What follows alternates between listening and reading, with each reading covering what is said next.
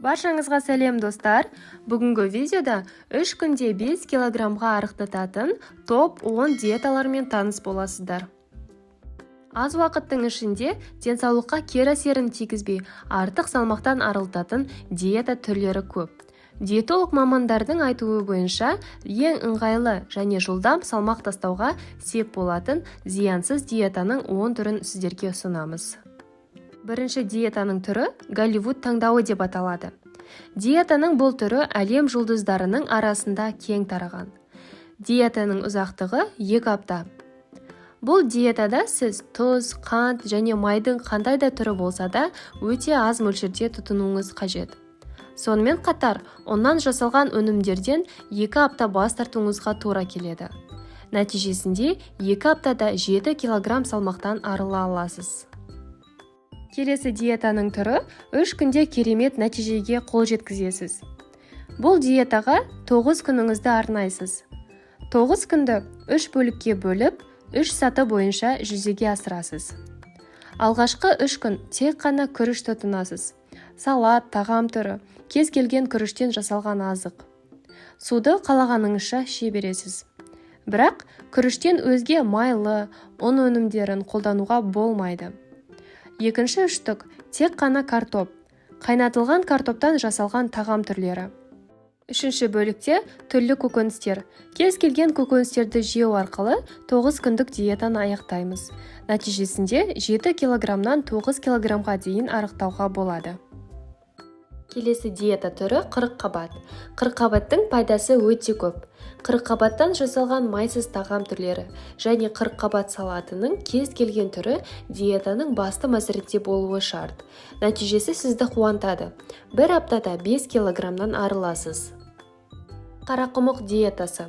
Қарақұмық ағзаны шлактардан тазартып қана қоймай, артық майлармен де күресуге қауқарлы. Қарақұмақ жармасын қайнату шарт емес. Қайнаған суға 3-4 сағат бұқтырып қойсаңыз, тамағыңыз дайын. Ешқандай қоспасыз осы тағамды тұтынсаңыз, 1 апта ішінде 5 килограммнан құтыласыз. Сорпа диетасы. Өзіңіз сүйсініп ішетін сорпаның ішіне май, кеспе, картоп салмайсыз. Тұзды да аз пайдаланыңыз.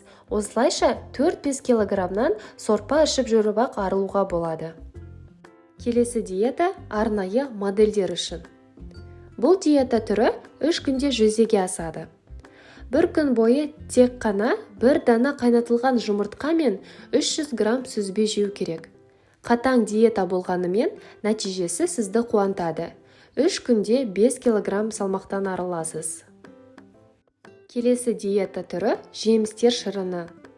Егер осы диета түрін таңдаған болсаңыз, сізден шыдамдылық талап етіледі.